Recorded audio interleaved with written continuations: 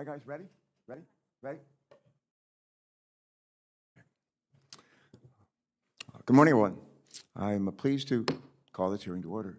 Welcome, one and all. Our hearing today is focused, as you know, on two pieces of bipartisan nuclear energy legislation.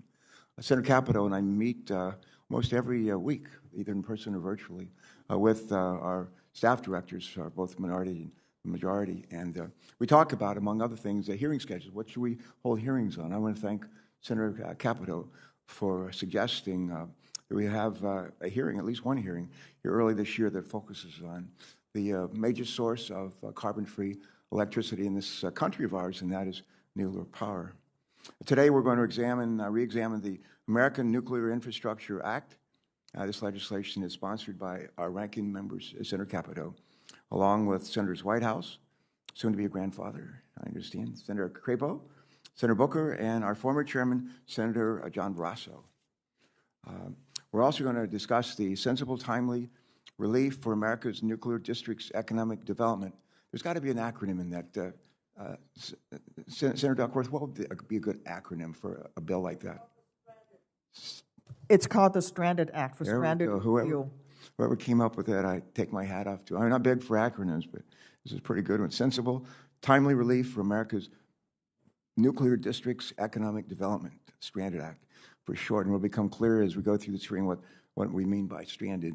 But thank you for introducing the legislation along with, I think, Senator Collins, and for leading us on this important issue. As we consider the merits, if you will, of both bills, we're fortunate to have an expert panel of witnesses joining us, and we want to thank each of you for your willingness to be part of this discussion. The numbers don't lie. The numbers don't lie. As I said earlier, nuclear energy is by far the largest source of reliable, clean energy in our country, generating over half of our nation's carbon-free electricity. Nuclear power plays a critical role in our efforts to address the climate crisis while also creating economic opportunity. Right across the river, the Delaware River from us in Delaware, are a couple of nuclear power plants. I think each of them employ close to 1,000 people, well-paid, highly trained workforce.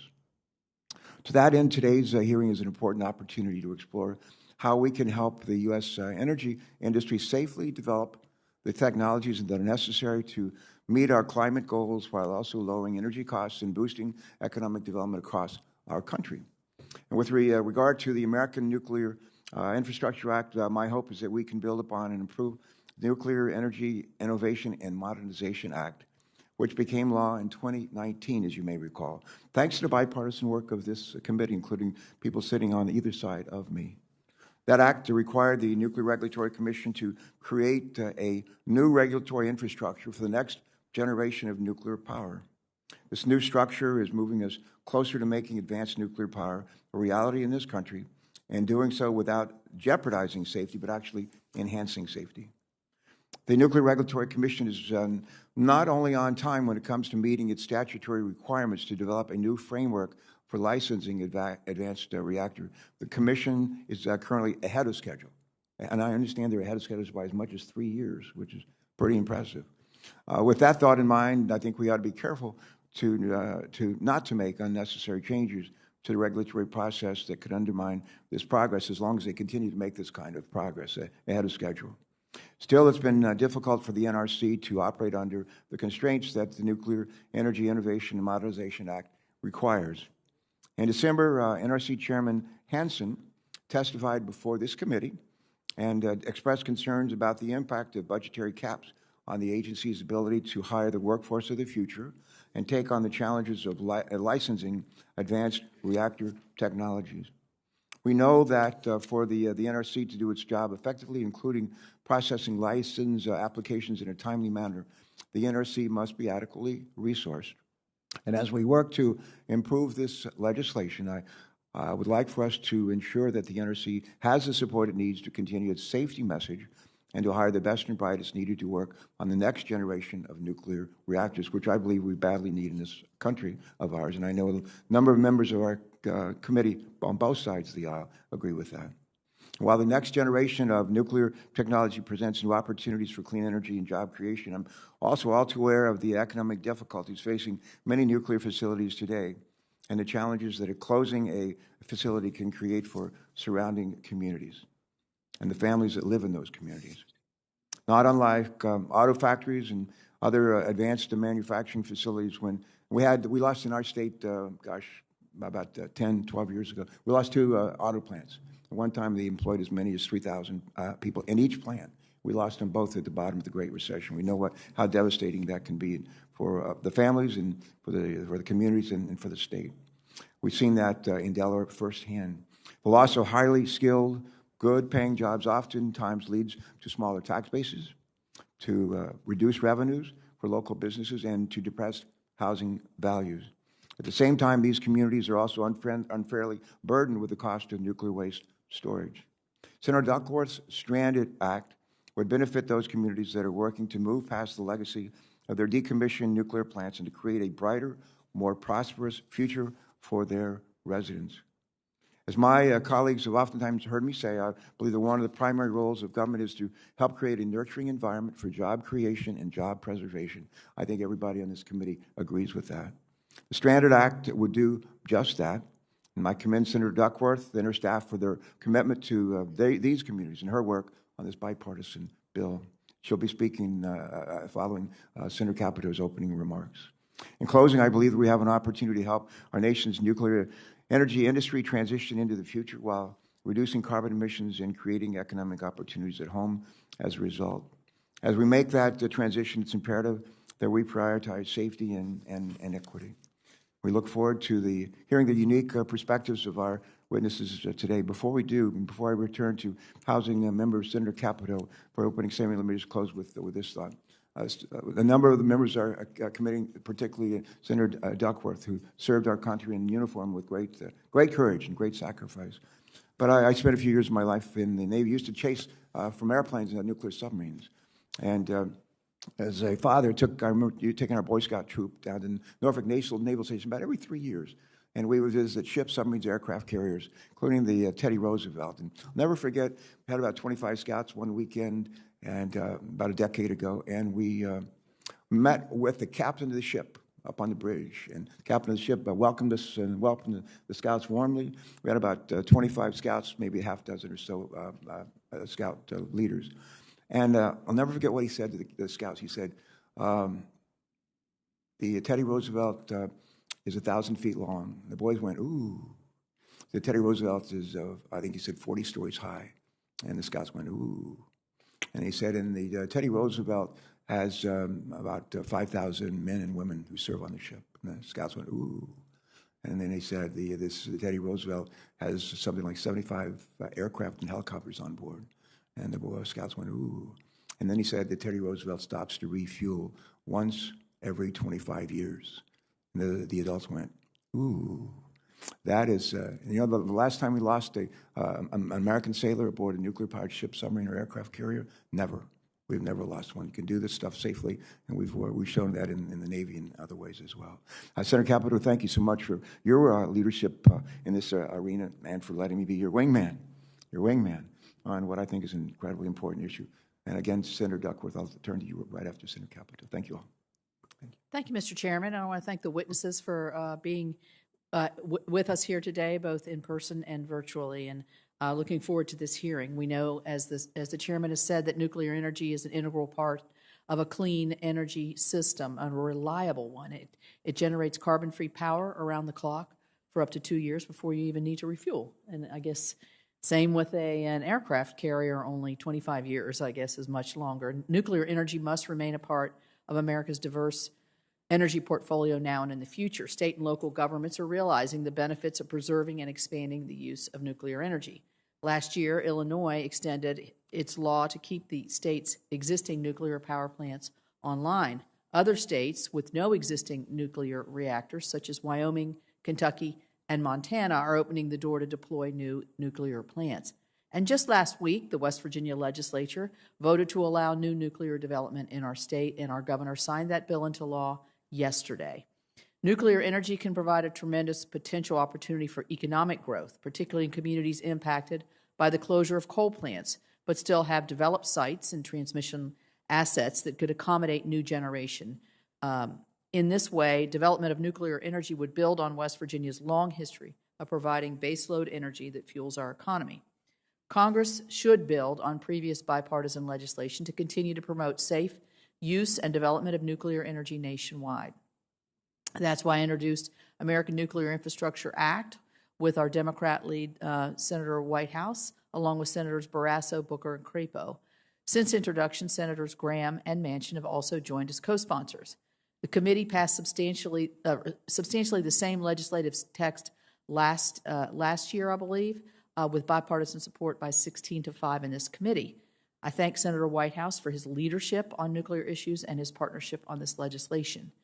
Current events serve as a reminder of the importance of this bill. International turmoil threatens to disrupt our nuclear fuel supply chain.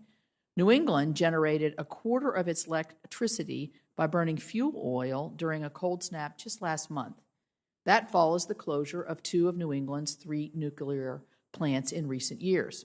Meanwhile, China continues to build new nuclear reactors.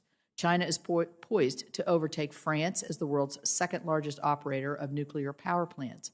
This legislation would strengthen America's international nuclear energy leadership, supporting deployment at home and making us more competitive in markets abroad. The bill incentivizes the deployment of advanced nuclear technologies for innovative purposes. It modernizes outdated nuclear restriction.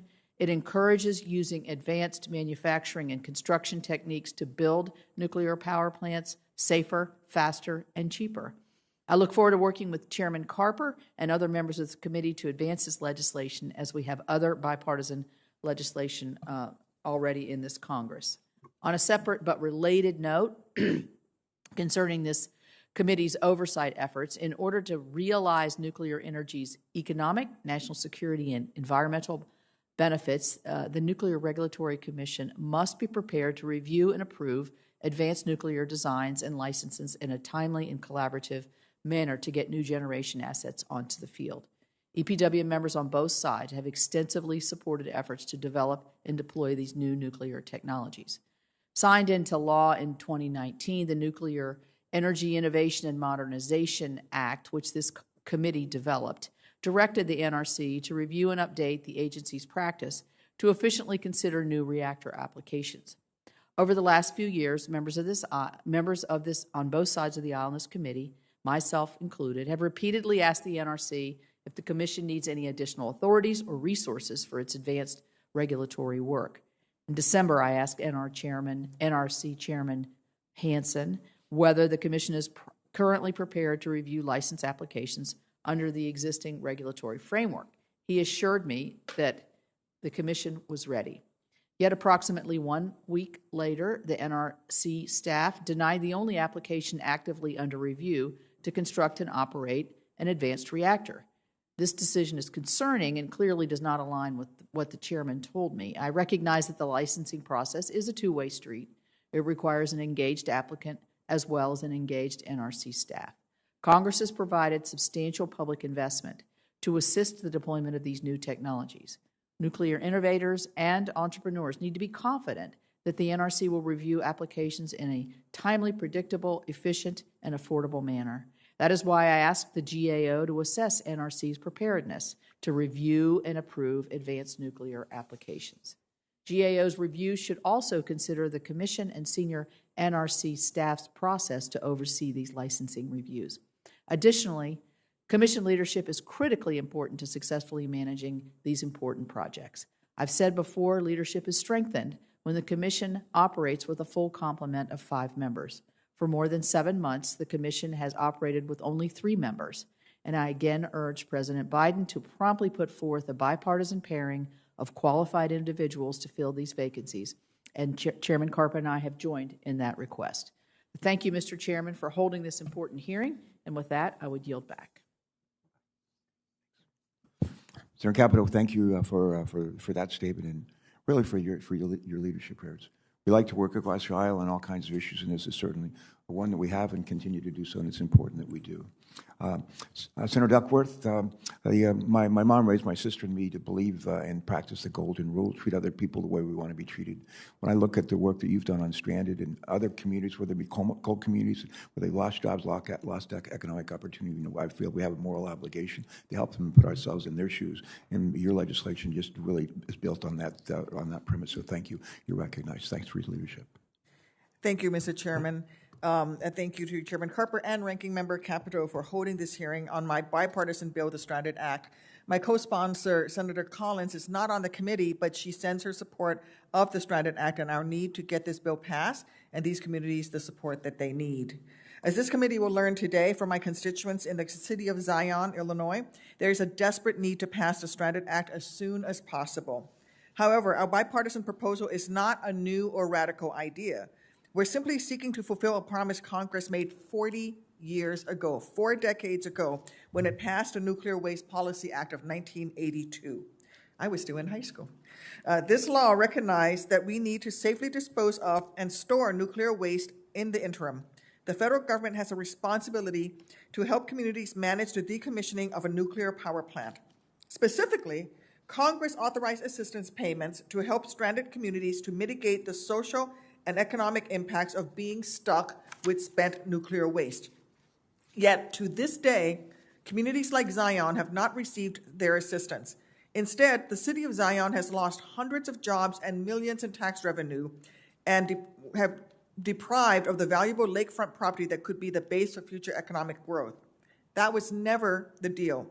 The federal government and nuclear industry promised communities like Zion that in exchange for their patriotic efforts to help our nation generate zero emissions power, they would not only receive jobs and economic growth, but ultimately the nuclear plants would be decommissioned, the waste safely removed, and the land returned for future use. Now, I recognize that a long-term storage solution will not be solved overnight. However, that is no excuse to abandon my constituents in Zion and Americans throughout the country. The social and economic impacts of having an industry leave overnight are brutal, no matter the industry. But when a company abandons a community and leaves behind 2.2 million pounds of toxic spent nuclear waste sitting on 90 acres of lakefront property on Lake Michigan, well, the impact is simply devastating. And this situation is not unique to Illinois. I have a chart here. As indicated on this map, this Congressional Research Service has identified 80 sites, that's 80 sites, that store nuclear spent fuel around the country. Additionally, 25 of those sites are geographically distinct stranded nuclear waste storage sites, meaning a site where spent nuclear fuel is stored but lacks an operating reactor generating power and revenue. And as you can see, these sites know no politics. They're all across the country in red and blue states. Sadly and shockingly, despite the nuclear sites across the country being part of our national infrastructure and part of our energy lifeline, there is currently no federal program to assist these communities with social economic recovery. In fact, the majority of the federal funding to these nuclear sites have been furnished by litigation settlements and court judgments. This is no way to do business. The U.S. Economic Development Administration's Nuclear Closure Communities, NCC, initiative provides some support, but in its current form, the help is only for new construction or development projects. Of course, stranded communities like Zion, financing new construction is of little use when the very stranded nuclear waste have resulted on their loss of tax-based jobs and land needed to keep the lights on. It's a downward spiral. I hope to offer a substitute amendment to the Stranded Act during a future markup that will build on the EDA's NCC program by improving it to provide the type of support communities like Zion desperately need now. The Stranded Act contains 3 pillars. First, the non-competitive economic impact grants will provide financial assistance to local governments where a nuclear power plant is located. The affected local governments are eligible to receive amounts valued at up to $15 for each kilogram of spent nuclear fuel stored in the affected community, a payment framework established under the Nuclear Waste Policy Act of 1982. We're not even using 2022 dollars. We are pegging this at the rate set in 1982 of $15 per kilogram. Second, the Innovative Solution Prize Competition will award prizes for proposals for affected communities to carry out alternatives to nuclear facilities, generating sites and waste sites, giving them another chance at economic development through innovative proposals. Finally, this bill would create a stranded nuclear waste task force to conduct a study on existing public and private resources for these affected communities and develop immediate and long-term economic adjustment plans tailored to the needs of each of the affected communities. We cannot rely on communities to give us power, then leave them to be our active nuclear dumpsters. The United States government must help these communities that powered our lives to survive another day, and passing the Stranded Act would be a first step towards fulfilling a commitment we made to these patriotic communities long ago. Of course, the inspiration to write the Stranded Act stemmed from a visit to the city of Zion during my first year in the Senate, and I'm honored that the mayor of Zion, Billy McKinney, is here in support of the hearing. Hi, Mr. Mayor. And to have David Knabel, the city's administrator and director of accounts and finance, here as our witness to give stranded communities like theirs our voice. Mr. Knabel was born and raised in Zion, Illinois, and knows firsthand how stranded nuclear waste negatively impacts surrounding communities. After graduating from the University of Wisconsin Parkside in 1999, followed by a CPA certification in 2008, Mr. Knabel went on to obtain 14 years of experience in public accounting. Throughout his 10 years working for the city of Zion, he has championed several high-profile projects to assist Zion with its financial needs and worked hard to address the impacts of a nuclear power plant closure by working with legislators across the country, the results of which will be a template for other communities to use for nuclear waste storage, valuation, and redevelopment. Mr. Knabel and Mayor McKinney, while this is a less than ideal situation, we are so fortunate to have you here today to share your story with us, and I look forward to hearing Mr. Knabel's testimony on behalf of the city of Zion. Thank you both for being here. Thank you, Mr. Chairman, and I yield back. Senator Duckworth, thanks so much for your leadership on this and for bringing in one of our witnesses. This is an aside to my colleagues. City of Zion, yeah, I read that. I said, well, that could be in Israel. And in Delaware, if you get off I-95 in Delaware, take a Route 1 and head for our beaches, one of them is Rehoboth, which means room for all. But you go through a town, a little community called, it's called Little Heaven. Little Heaven, I thought, well, so we could have a panel with somebody from Little Heaven, the City of Zion, and it might be almost like a revival. That would be good. Jim, how are you? Senator Whitehouse has asked for a chance to say some words here, and I'm happy to recognize Sheldon. Go ahead. Thank you for your leadership. On our biblical theme, let me just say that Rhode Island has Galilee, which is it just gets better and better. where our fishing port is located. Amen. Thank you, Chairman. Our current climate goal of net zero by 2050 may or may not be adequate, but whether it's adequate or not, we are not going to get there without nuclear energy. Advanced nuclear reactors are safer. They can operate longer without refueling. They can run on spent nuclear fuel, very important consideration. Would you say that last part again? That's worth emphasizing. They can run on spent nuclear fuel. There you go. They have a smaller geographical footprint that makes them easier to deploy. They can be standard design for safety. And in some cases, they produce high temperatures that can be used for separate industrial processes. I support the Nuclear Regulatory Commission in establishing a regulatory framework for advanced reactors by engaging with stakeholders to create a usable and workable final rule. Putting an advanced reactor through the current licensing process is like putting a Tesla through a regulatory procedure that requires the testing of its carburetor.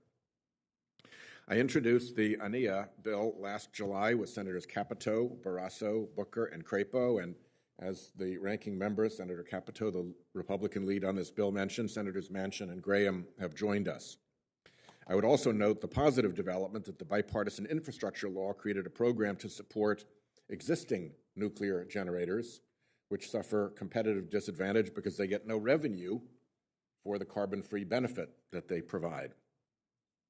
ANIA further supports investment in our current fleet and in future technology, and I'll emphasize again the importance of a focus on repurposing spent fuel. We cannot overlook that potential benefit.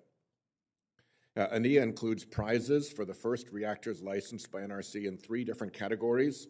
One of these categories is for a reactor that can productively reuse spent nuclear fuel. ANEA helps local communities affected by nuclear closures and assists with cleaning up legacy abandoned mining sites on tribal lands. I'll close by providing a personal hello and thank you to Armand Cohen, one of our witnesses today, who is coming to us from London. Armand and I worked together back in the 1980s on the first conservation-based electric rates for an American utility, Rhode Island's own then little Narragansett Electric, now lost in the enormous national grid system. But we did good work together way back when, and I'm delighted that he's here with us today. Thank you, Chairman. Thank you. Thanks for your steadfast leadership on this. It's been just so important. In the 1980s, did you say? You guys? We were first. Yeah, that was when you were young Sheldon. Yeah, that would be then. Still young. All right. I think that does it for our members' statements. And now we're going to turn to our witnesses. Our first one is Mr. Nabel. Do I have that pronounced correctly, Mr. Nabel? You do have that. Thank you very much for that. Good. And today, I think Mr. Nabel is joined by Armand. You pronounce your name? I've never heard it pronounced. Armand. How do you pronounce it? Armand is correct. Thank you. All right, good. And Maria Korsnik, I think Armand is the Executive Director of the Clean Air Task Force, as we've heard. Maria Korsnik is the President and Chief Executive Officer of the Nuclear Energy Institute. And Jeremy Harrell is the Chief Strategy Officer at ClearPath Action. We are delighted that you've all joined us in some cases live and in person, in other cases virtually. But if Mr. Nabel, if you would lead us off, that'd be great. Then please proceed with your testimony. Your entire testimony may be made part of the record. Please proceed. Thank you. Thank you, Chairman Carper, Ranking Member Capito, and distinguished members of the committee. On behalf of Mayor McKinney, our City Council, our community, and all communities in our situation, I appreciate your time today. The City of Zion is located on the shores of Lake Michigan in northeast Illinois, just minutes from the Wisconsin border, and is home to 24,655 people. It was also home to the Zion Nuclear Power Station from 1974 to 1998, where it provided power to Chicago and the northern quarter of Illinois. The plant brought thousands of jobs to the community, contributed heftily to the local economy, and was crucial to the foundation that helped the city thrive during those years. Residents of Zion, myself included, grew up with the two cooling towers being in their family photos at the beach and part of the city's skyline. It was just a part of life in Zion. We trusted that those responsible for the plant were monitoring the risks and keeping us safe. We accepted that the plant was part of our landscape, knowing that the jobs kept food on the table of Zion residents and many others. We understood that the plant that kept the lights on in tens of thousands of homes, extending far beyond our city's borders, and it was for the greater good. Unfortunately, that came to an abrupt end when ComEd decided they could not justify the necessary safety upgrades to continue to produce competitively priced power and decided to permanently close the plant. The community was totally blindsided, as this was well in advance of the slated expiration of their license in 2013. Almost overnight, the plant closed, the jobs disappeared, and the lakefront and city were permanently blighted. Those who had been part of our city for decades were gone, and we were left wondering if those that had watched out for us would continue to do so. Whether those from beyond our borders who had benefited from the risks the city had taken would be there to help us in our time of need. Would anyone care that we were left as a nuclear waste storage site? Now, over 2.5 decades later, with 2.2 million pounds of nuclear waste sitting in our city only 400 yards from the shore of Lake Michigan, we now know that answer. At the time of closure in 1998, the Zion Nuclear Power Station provided almost $19 million annually in property taxes to support the local schools, city services, and other governmental entities that the public relied upon. The historical value in taxes collected are shown in attachment 1 provided. The plant made up over half of our entire tax base. When that foundation disappeared from our tax base, it did nothing to reduce the cost of education to our students, nor did it reduce the cost of our police, fire, rescue, and infrastructure. The service demands of the public remained steady, but therefore the burden that was largely paid by the plant now shifted to those residents and businesses, resulting in an immediate 30% increase in their tax bills. There was little to no value in the now vacant plant, and there was no opportunity to replace that tax base with redevelopment on what would normally be 90 acres of lakefront property, as shown in attachment 2 provided. This resulted in a cycle which continues to this day of property values dropping as a result of taxes significantly increasing. Property values became so depressed that large landlord groups were buying 40 to 50 homes at a time to rent out. Many of these groups failed to maintain these properties while they collected their cash flow, and then they moved on to the next. At the peak, over 60% of our housing stock were rental properties, which is triple that of a healthy community. The demand on our schools and city services skyrocketed while our resources continued to dwindle. The tax rate over the 20 years since closure almost tripled while the plant was decommissioned and the waste remained on our lake shore in the heart of our community. That brings us to where we're at today with over 2.2 million pounds of nuclear waste stranded in our backyard next to a lake that provides drinking water for over 10 million people, the location of which is shown in attachment 3. Ours is not an isolated case. There are over 30 reactors that have been or are in the process of decommissioning, and another 56 currently operating in 28 states. Many of the senators on the committee are or will be facing this exact same issue. It's clear that a resolution in nuclear storage needs to be addressed, but that is not for me to address the solution, nor is it the issue before us today. That answer has been debated for decades. However, until a decision is reached, we are the end solution. We have become, against our will, a nuclear storage site, and the community of Zion has been irreparably damaged without recognition and without compensation. We humbly ask that Congress help to start to repair those damages with this legislation. This is not a new concept for Congress. As Senator Duckworth mentioned, the Nuclear Waste Policy Act of 1982 was passed with strong bipartisan support and recognized that there should be an impact assistance payments to units of local government to, quote, mitigate social or economic impacts occasioned by the establishment and subsequent operation of any interim storage site. Congress had acknowledged again in 2020 that assistance was essential to nuclear closure communities with the adoption of the EDA Nuclear Closure Communities Program. However, that program required us to inflate our budget with matching dollars that we don't have for projects that would not address our inability to compete and recover. We've become very good at being fiscally responsible and do not want to spend funds unless it would address the crisis we're facing. The Stranded Act of 2022 fixes these limitations and provides us that opportunity by permitting us to address the inequities of our local tax base and begin to dig out of the hole that the plant closure put us into. Not asking for a handout, but rather to just be able to survive. We are a prideful city and want to be self-sufficient. However, over 20 years of fighting this battle alone, it's left us impossible to do so.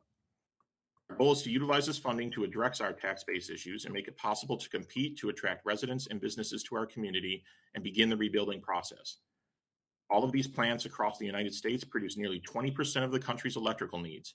We ask that, while the people of the nation might not acknowledge us when their lights turn on, that they do remember us before ours turn off forever. It's for the greater good. Again, I appreciate your time today.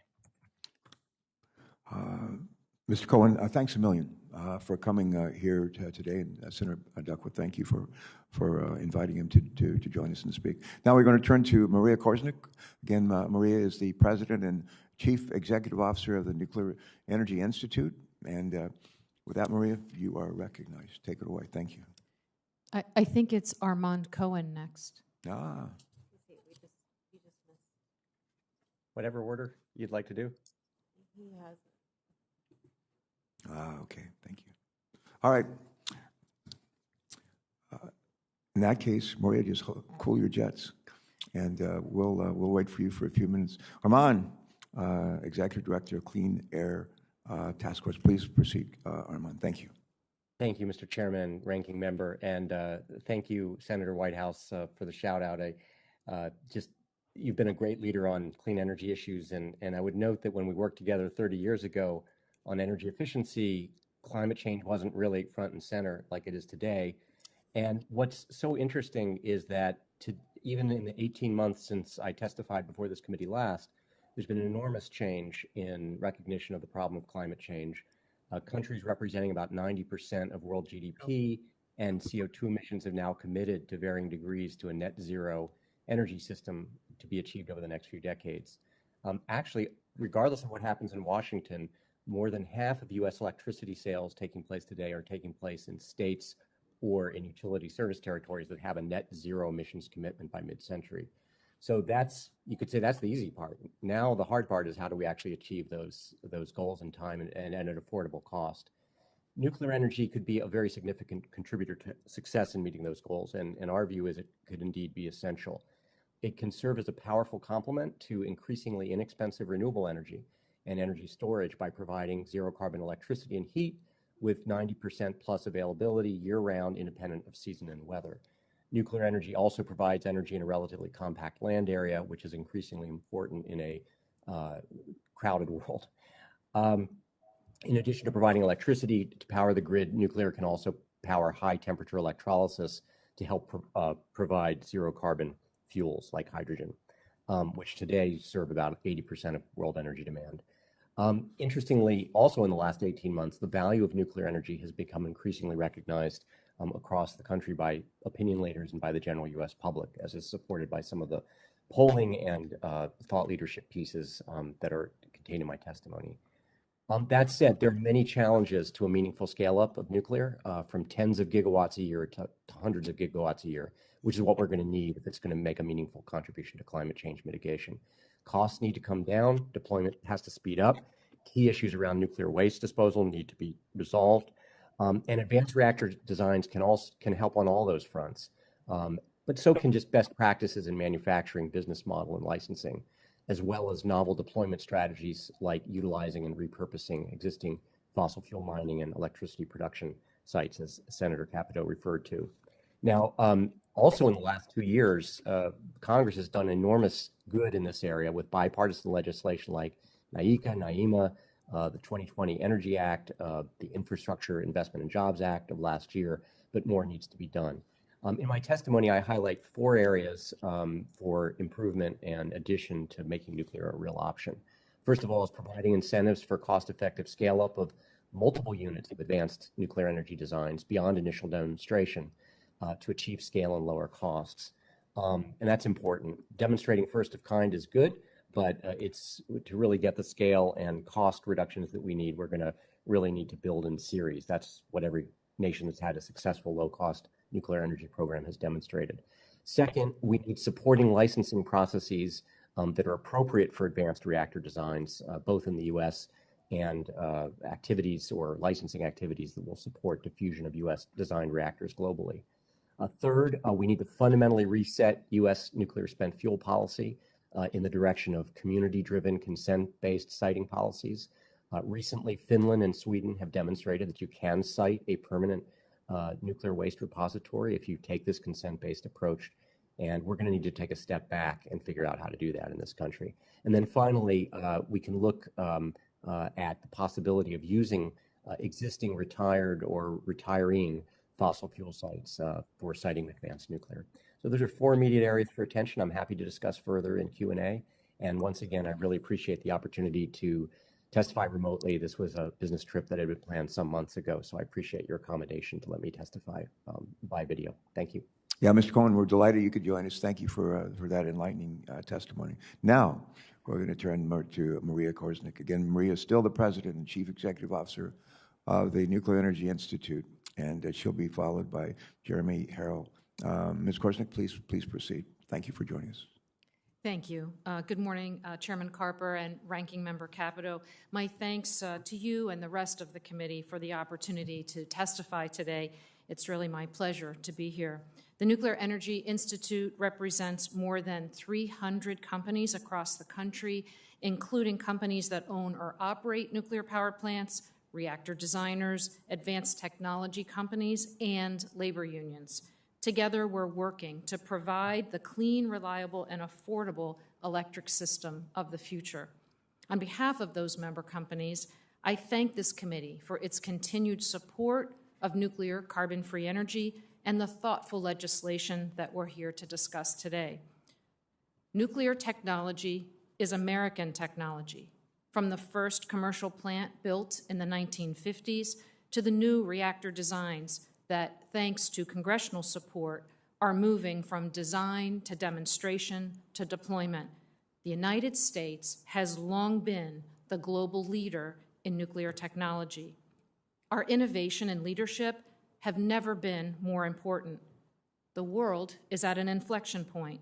The climate crisis requires swift action to mitigate the worst impacts of a changing climate. And the urgency to act is finally catching up to the urgency of the climate crisis. We have no shortage of high-level plans. Executing them depends on our choices. The stakes could not be higher. We need to prepare for a future that demands smarter, more reliable, and more efficient energy solutions. And nuclear energy is the key to meeting our clean energy goals while ensuring our electric system remains reliable. We're moving towards alignment in support of nuclear's role in terms of policy, in terms of industry commitments, and in terms of interest from investors and consumers. Many states, including Illinois, New Jersey, and New York, have taken steps to preserve their existing nuclear generation. And other states, including West Virginia and Wyoming, are taking steps to consider new nuclear for their future energy needs. Preserving existing reactors offers us many years of additional carbon-free electricity, while supporting SMRs and advanced reactors promises to unlock potentially game-changing growth in U.S. nuclear new builds, both domestically and abroad. And this isn't just about reliable carbon-free energy. It's also about creating hundreds of thousands of American jobs. I appear before you today in support of the American Nuclear Infrastructure Act. The legislation you're considering contains many provisions that will protect current carbon-free generation and maintain U.S. global leadership in a technology necessary for the decarbonization of economies around the world. ANEA originally conceived of preserving nuclear by enabling EPA to provide payments to economically challenged nuclear plants. This idea continued to evolve and was included in the Infrastructure Investment and Jobs Act that was passed into law last fall, and we are grateful for the committee's leadership on this issue. This program can help to prevent millions of tons of CO2 emissions while supporting cost-effective and reliable electricity for millions of Americans. Further, ANEA accelerates nuclear energy innovation by providing 3 prizes to advanced reactor designs that complete the NRC licensing process. Navigating the regulatory process is expensive and time-consuming and creates additional difficulties in securing financing. This unique approach will help accelerate the development and deployment of new nuclear. By creating incentives that reduce and remove these burdens, nuclear innovation can flourish. And finally, ANEA takes a direct approach to bolstering U.S. leadership in nuclear energy by empowering the NRC to focus on nuclear energy export and innovation activities. This is a major step forward in leveling the playing field for U.S. companies competing with state-sponsored enterprises internationally. The actions outlined in ANEA are not only a critical step in decarbonization and enhancing U.S. leadership, but they are also necessary to combat climate change and protect our national security interests. The committee is also considering the Stranded Act, designed to address one of the hurdles that remains to fully realizing the value of nuclear power. NEI is supportive of federal efforts to satisfy its long overdue obligation to remove the used nuclear fuel from nuclear power plant sites. And as Congress explores options to address this community impact, we support action that advances a durable solution for used fuel management. I thank the committee for its work to preserve America's largest source of carbon-free power and to support the development and deployment of new nuclear technologies. Nuclear energy is critical to achieving a just transition to a clean energy future, and many of the provisions in ANEA are positive steps towards that future. NEI, on behalf of our members, pledge to work with you to help us get there. Thank you, and I look forward to your questions. Ms. Korsnik, thank you for your valuable testimony. It's great to see you. Welcome and thank you, and our best to everyone at the Institute. Finally, batting cleanup is Jeremy Harrell. Jeremy is the Chief Strategy Officer at ClearPath Action. And Jeremy, welcome you today, and you are recognized to give us your testimony. Thank you. Thank you. Thank you. Yep, this is good. Good morning, Chairman Carper, Ranking Member Capito, and members of the committee. My name is Jeremy Harrell, and I'm the Chief Strategy Officer at ClearPath Action. We advance policies to accelerate breakthrough innovations that reduce emissions in the energy and industrial sectors. Additionally, I represent the U.S. Nuclear Industry Council as the chairman of its board. Clean energy and climate is regularly top of mind here in Washington, as well for many of your constituents. While there's no silver bullet that will solve the urgent climate challenge, accelerating the global deployment of American advanced nuclear reactors will significantly reduce emissions and meet growing energy needs. The International Energy Agency projects nuclear generation needs to double by 2050 to meet net zero emission goals. Dozens of American entrepreneurs developing advanced nuclear technologies are racing towards that cause, and the bipartisan American Nuclear Infrastructure Act could help unlock their deployment at scale. I want to underscore 3 key points in my testimony today. First, advanced nuclear is here now. The Nuclear Regulatory Commission could receive roughly 10 new license applications before 2025, all looking to build advanced reactors over the next decade. Today's NRC is not equipped to effectively conduct those reviews. Second, the world's clean energy future requires nuclear energy, as illustrated by the IEA's projections. The only real question is, will it be American nuclear or will it be Chinese or Russian? And finally, the American Nuclear Infrastructure Act is the natural next step in a series of big legislative wins spearheaded by leaders at this very committee. ANEA can ensure that advanced nuclear meets its potential, contributing immensely to global security, economic growth, and emissions reductions. We're truly at an exciting time for the American nuclear industry. Nuclear power has reemerged as a smart, reliable power source and an integral part of global emission reduction efforts. A flurry of next-generation nuclear reactor companies, including Oklo, X-Energy, TerraPower, GE, Kairos, and NuScale, are all on the cusp of building reactors in the next decade. These technologies provide clean, reliable power and create jobs in local communities, but also offer additional benefits relative to traditional reactors. Advanced reactors are smaller, which allow them to be sited in new locations, can operate flexibly to complement renewable energy, are walk-away safe, and can decarbonize industries beyond the power sector with their high-temperature steam and heat. In other words, these technologies are a new breed of reactor, much different than the fleet the NRC has regulated for nearly 50 years, and many of the NRC's existing requirements are not relevant to these new designs. 2 Congresses ago, this committee wisely enacted the Nuclear Energy Innovation and Modernization Act, otherwise known as NEMA, directing the NRC to prepare for the licensing of advanced reactors. Advanced reactor companies are ready now, but the NRC is not. Oklo, for example, the first advanced reactor company to submit a license application to the NRC, recently had its application rejected. NuScale, the first small modular reactor, took 5 years and $500 million to get its design certification. There will always be hiccups for first movers, but that cannot become the norm for the review of new technologies. The NRC must modernize its processes to unlock the potential of these companies rather than add layers of unnecessary and overly burdensome regulations. Licensing is a necessary step between the development of new designs and commercialization. And if America is not proactive, the U.S. could fail to meet its own clean energy pledges while also losing ground to China and Russia on technological innovation. Which leads me to my next point on the global picture. Climate change is an urgent global challenge that merits significant action at every level of government and the private sector. While the U.S. and few others have reversed emissions trajectories, much of the rest of the world is growing their emissions as they grow their populations, their industries, and their quality of life. We need an American, innovation-focused approach to solve the global climate challenge. As I mentioned earlier, nuclear generation will need to at least double globally by 2050 to meet carbon neutrality goals, meaning new nuclear capacity additions, in addition to what we already have operating, need to reach 30 gigawatts per year by the early 2030s. That's the annual equivalent of enough electricity for 20 million households. That's daunting, but it's also a huge opportunity. Nearly 50 countries are projected to have markets for advanced nuclear before 2050, a more than $360 billion annual market opportunity for the American supply chain. And make no mistake about it, if the U.S. does not seize that opportunity, China and Russia will. So how does the U.S. seize this moment?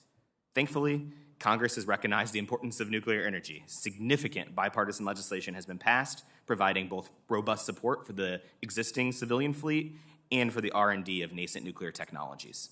Now, Congress must provide the direction needed to ensure there's a clear path for the next generation to be licensed, sited, and permitted. The American Nuclear Infrastructure Act contains several provisions in this very vein.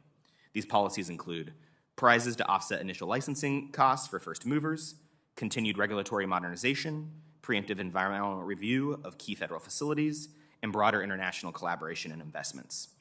In addition to these important provisions, there are other areas the bill could be improved. The committee should look to expand the modernization efforts in NEMA, provide additional financial flexibility to grow the workforce of the future, catalyze a next generation of American nuclear fuels, and further streamline permitting at brownfield sites, like former power plants. ClearPath Action looks forward to offering our support to this effort. Thank you for the opportunity today, and I look forward to answering your questions. Mr. Harrell, thank you for joining us. Thank you for your testimony as well. I'm going to lead off the questioning, and next will be Senator Capito. Senator Whitehouse is next in order, but he has had to step away for a while, and if he doesn't return immediately, then Senator Inhofe, you will follow Senator Capito, and then we'll turn to Senator Duckworth, and then depending on who joins us, we'll take it from there. I just want to tell, in baseball, if you a pitcher somehow in delivering a pitch signals what kind of pitch they're throwing, fastball, curveball, slider. You say that the pitcher has telegraphed their pitch. I want to telegraph my pitch to the panel. Probably the last question I ask you is this. One of the things we're pretty good at is Senator Capito and Senator Inhofe, who used to be the chairman of this committee and still a valued senior member, but we're pretty good at finding the middle, finding principal compromises. And Senator Inhofe and I joined together almost every Thursday for half an hour or so at a Bible study. You'd be amazed how many Bible studies and prayer breakfasts there are in Capitol Hill, almost all bipartisan. But one of the things we always pray for, Democrats, Republicans, Independents, is wisdom. Wisdom.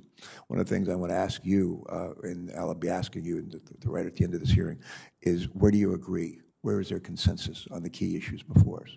Where is this consensus on some of the key sticking points? We look forward to hearing you from on that score. All right, questions. Mr. Cohen, again, thanks for joining us. When the American Nuclear Infrastructure Act was considered by this committee last Congress, I believe you testified that you had concerns regarding the NRC budget cuts and the Nuclear Energy Innovation and Modernization Act that place caps on the NRC's corporate support spending.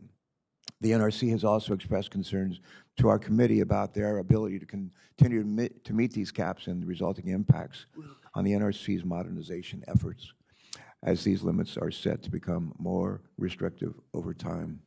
Here's my question, and this, again, would be for you, Mr. Cohen. Do you agree with the NRC's assessment that the administrative budget restrictions in the Nuclear Energy Innovation and Modernization Act ties the hands of the NRC from hiring the best and brightest and could hurt the NRC's ability to keep up with the industry innovations and new technologies? Second half of the question would be, do you still believe we should amend the Nuclear Energy Innovation and Modernization Act, corporate support caps? All right, Mr. Cohen. We can't hear you. Check, I think you're muted. Mr. Cohen, we cannot hear you. I apologize. Can you hear me now? Okay, very good. Yes, we can. Start over, please. Thank you for the question, Mr. Chairman. Yes, we do share the concern that you outlined, that the current budget caps are constraining the NRC's ability to deal with both existing safety issues as well as licensing and reviewing new reactor designs. We've looked at the NRC's submission to this committee and believe that their analysis is correct. We believe also that this committee should consider modifications, legislative modifications to the cap, at a minimum to provide the NRC with some more flexibility around how the cap is defined with respect to the definition of corporate support, adjustment for inflation, and, for example, removing 2018 as the base year. So anyway, the answer is generally yes. We believe that those caps have been proven to be overly restrictive and could constrain the NRC's ability to be effective.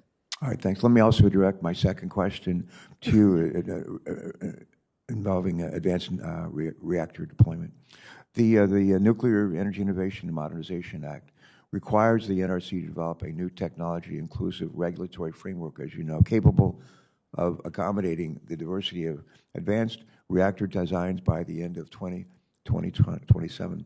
The NRC is expected to finalize this framework not by 2027, but actually I've learned this last week by 2024, about 3 years ahead of the Nuclear Energy Innovation and Modernization Act's deadlines. And recently, the NRC denied a license application for Oklo Advanced Micro Reactor. Although this decision does not prohibit the company from resubmitting an application in the future, the NRC decision has raised doubts among critics about the NRC's capabilities to review license applications before the new framework is put in place. Question. Would you briefly describe your thoughts on what led to the NRC's denial, and comment, if you will, on the merit of concerns regarding NRC's capabilities? Do we need further streamlining changes to the regulatory process, or are there other policies the committee should pursue to better support the deployment of advanced nuclear reactors? Mr. Cohen. Yes, thank you, Mr. Chairman. So I can't claim to be extremely close to the Oklo situation in particular, but my best information suggests the following: that the denial of the application was not linked necessarily to a fatal flaw in the regulatory process or even the way the NRC handled it, but possibly a variety of, I'll call them growing pains, in terms of adjusting to these advanced reactor designs and reviews, specifically communications around the kind of information required.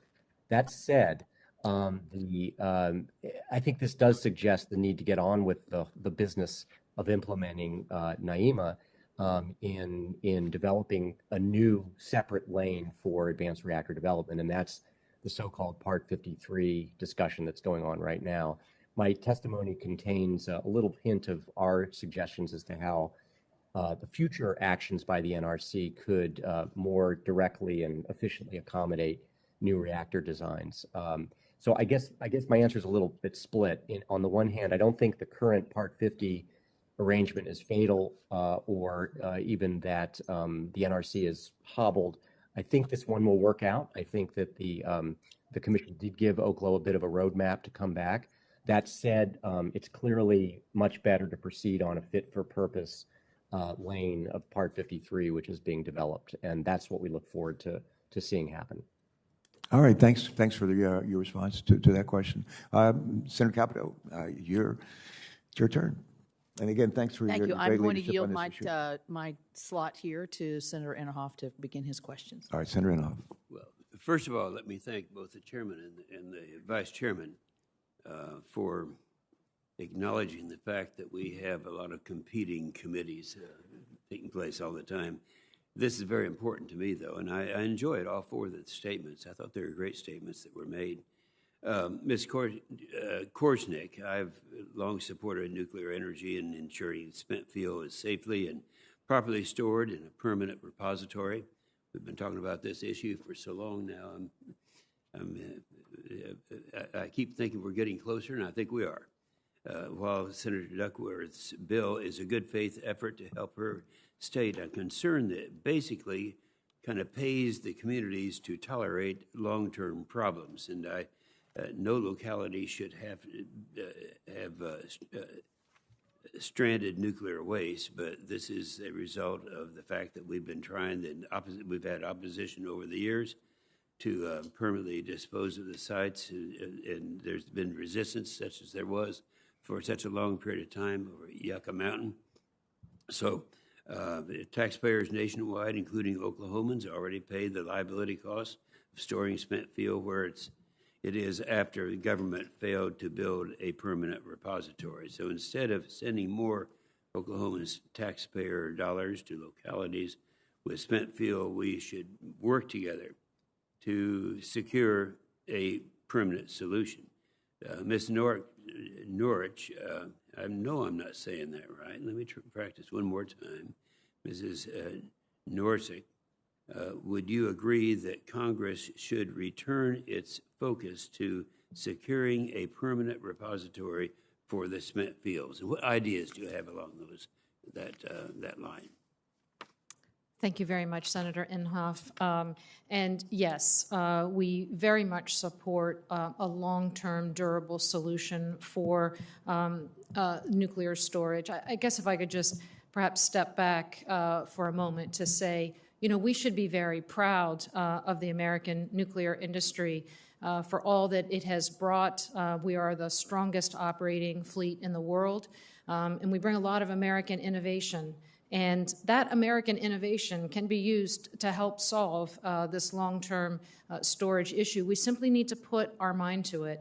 When we began the nuclear industry 50 years ago, of course, things were put in place to manage used fuel, and we have done that part of it. Money has been collected, over $40 billion today in the Nuclear Waste Fund, and we have promised to operate safely and to store this fuel in a safe manner until the government kept up its end of the bargain to pick up this fuel. The government has not picked up that end of the bargain, and I think it's high time that we focus on that. I applaud the DOE for recently putting out an RFI on a consent-based siting process for interim storage. I think that's a good step. We're happy to work together to make inroads. But as a nation, we need a long-term storage repository. If you look across the world, it was mentioned earlier, Sweden is doing this, France is doing this, Finland is doing this, Switzerland is doing this. Okay. So we're behind. All right, we're behind, and I'm getting a little behind also. So let me mention Mr. Harrell. Several people in your opening statements talked about NEMA and the successes that we've had, and we have had successes. And its core mission is conducting inspections and licensing reviews, yet only 21% of its budget is allocated for that purpose, while corporate support is over 30%. Mr. Harrell, do you agree that the NRC needs to streamline its corporate support budget so it does not exceed that of its inspection and licensing review? This is kind of an interesting thing because you're dealing with government here, and some of this comes out quite accidentally. What do you think? Yeah, it's a great question, Senator Inhofe, and thank you for your strong support for nuclear, and particularly your work at the Armed Services Committee on microreactors and the NDAA. I agree. I think that the resources need to be focused on key areas in modernization. No doubt we need to inject new talent into the NRC. As I mentioned in my testimony, 10 new reactor designs could be coming in the next 3 years. We need to be able to focus and bring the NRC to the 21st century and get them focused on these new technologies. And so making sure that resources that are coming in, whether it's corporate support or off-fee resources, whatever it may be, need to be zeroed in on the key licensing areas to accelerate the licensing and ultimate deployment of those advanced reactors. Well, and I appreciate that very much, and let me also compliment you on the statement. It needs to be made all the time, and that is, if we don't do it, China and Russia are going to do it. All right? Yes, sir. Thank you, Mr. Chairman. And Thanks, Senator, and thanks for your leadership all these years on trying to get us to a place where we have safe, clean nuclear energy and do it in ways that are smart. I appreciate that. You know, I think each member of this committee will say this is probably the least partisan of the committees dealing with such serious subjects. So we've been, I think, all been doing well, and you folks included, of course. Well, thanks for saying that. All right. Senator Wiles, thanks for rejoining us, and again for your leadership, too. Thanks. Thank you. I'd like to ask Mr. Cohen and Ms. Korsnik what we could be doing more of. I know we have a prize in this for nuclear designs that operate off of spent fuel and allow a vehicle for us to go through the spent fuel waste stockpiles that are located mostly at the industrial sites where the power plant was. What more could we be doing to make sure that this technology that we're encouraging doesn't lose its focus on that aspect of the problem set we're dealing with, to make sure that a focus on repurposing spent fuel stays at the heart of innovation. Mr. Cohen first, Ms. Korsnik. Thanks, Jimmy. Thank you, Senator Whitehouse. I don't consider myself to be an expert on this particular topic, but there is clearly a lot of opportunity to, from my understanding from my staff's research, to look at some advanced technologies for reprocessing that are not the traditional technologies and for reuse of spent fuel. I'm well beyond my technical depth in describing those, but what I understand is that there are a number of research areas that really could use more funding. That the U.S. is behind on this. There are a lot of good ideas, but there's not much funding in that space. So I'm just going to leave it at that high level. That there's a lot that probably could be done with federal R&D and demonstration of this advanced fuel reprocessing and modes other than the traditional MOX reprocessing, for example. And I don't have details to offer, but we could, at the committee's request, come back with some more specific ideas. Ms. Korsnik? Yes. Ms. Cohen, do take that as a QFR and get back to me if you would. And Ms. Korsnik, please proceed.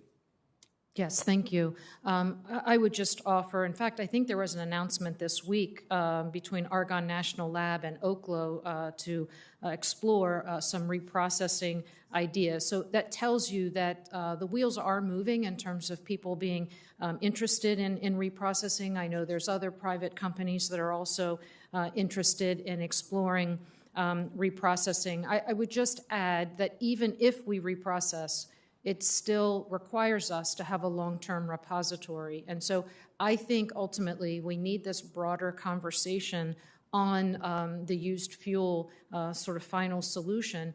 And I think the reprocessing adds a great element, as you mentioned, in terms of being able to use this. We call it used fuel, but there's 95% good energy still in this thing we call used fuel. And so it's an excellent opportunity for us to tap into it. And as Mr. Cohen said, I'm happy to bring back more ideas with some additional QFRs. I think the danger here is that the economics get misaligned, and companies that are having to follow what for them is the best economic path will go down wrong paths if we haven't got the economics of this aligned properly, in the same way that safely operating nuclear plants were closed to open natural gas facilities that polluted a lot more for economic reasons that would have evaporated if the harm and cost of the natural gas emissions had simply been taken into account as they should have been. It was an economic misfire, but it created bad decisions out in the real world because companies follow real dollars, not ideal dollars. And my worry here is that it's going to cost a little bit more and take a little bit more trouble and effort to deal with repurposed fuel than it is to simply start new. And if we allow that to happen, then we will have inadvertently choked off the innovation that could provide a way to put what is now dangerous, toxic, expensive waste with no plan for dealing with it into a productive use. So I hope we can continue to focus on that and make sure we don't set up an economic system in which we inadvertently steer people away from solving that problem instead of towards solving that problem. Mr. Cohen, you mentioned hydrogen.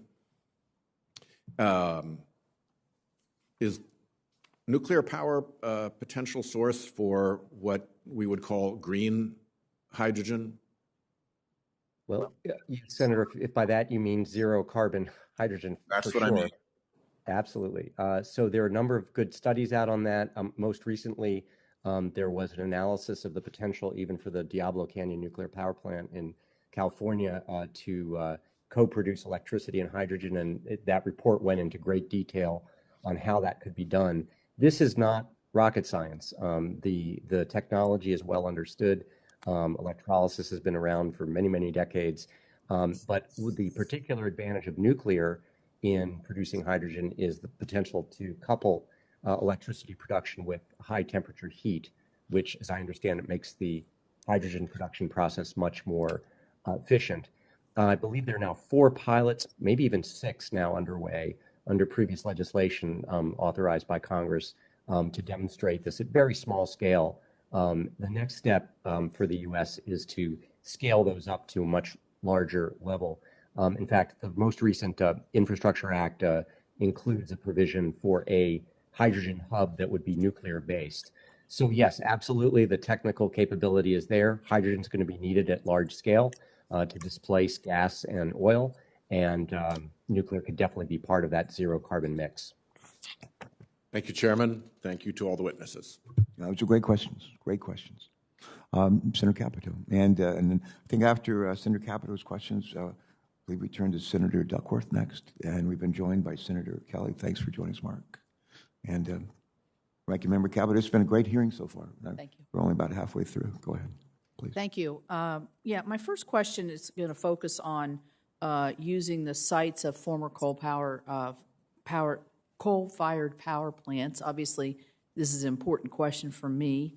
One of the reasons that West Virginia changed their law, I think, was to try to take advantage of some of the, or to remove the barriers of nuclear energy, but also to couple those two initiatives together. I believe that in Wyoming, this is already moving forward. So, Ms. Korsnik, what can we do, either Congress or at the NRC, to facilitate the creation of nuclear jobs in these former coal communities? Thank you, Senator Capito, for the question. And you're right on mark. Repurposing coal plants or other fossil plants is extremely attractive for future nuclear plant siting. For one thing, they have the transmission already there. That's a challenging part of the infrastructure, if you will. It's costly to build, so it's a great opportunity to reuse that. And I can say, just a point of note, recently the NRC did revise some staff guidance that would actually help for coal plant operators to receive some credit for their experience operating fossil plants as part of their review process to become a certified nuclear operator. And it's things like that that we can do. I operated nuclear power plants for many, many years. And when we did refueling outages, we brought the folks down from the coal plants to help us in our refueling outages. So nuclear and coal, nuclear and fossil have a long history of partnership. And nuclear plants, we boil water differently, perhaps than a coal plant. But after that, once you've turned it into steam, there's a lot of similarities in the jobs and a high degree of opportunity for us to bring jobs to these former coal plants. Thank you. Thank you. I want to talk a bit about the expense. Mr. Harrell, I believe you mentioned an application that had cost $500 million, and I can't remember how long it took. But obviously, this has got to be a sticking point of the initial application, but also the innovation that's going to be required. What kind of ideas would you have in terms of being able to afford to actually move in this direction? It's a great question, Senator Capito, and thank you for your strong leadership on this bill and other clean energy issues, both at this committee and at the Appropriations Committee. I think one of the key ideas here, and included in your legislation, is the kind of X prize to offset some of the fees related. I was mentioning NuScale in my testimony, $500 million over five years to get to design certification, $70 million of that in fees. That's a huge barrier to entry, and there are a variety of exciting advanced reactor companies that have technology that can contribute to both our economy and to emissions reductions that are startups, that are venture capital raised. And so that type of financial barrier is providing a barrier for those companies to move forward, and essentially saying you need big backers to move forward. And I think that's squandering an opportunity for American entrepreneurs as a whole. And so right-sizing regulations to make sure that they're consistent with the true risk of these reactors, and so we're not doing a dilatory review of type of things, and then providing support to some of these advanced reactors, particularly first movers who are doing the heavy lifting here at the onset, I think are really important. All right. Well, I appreciate that, and I appreciated Mr. Cohen's response on hydrogen to Senator Whitehouse's question.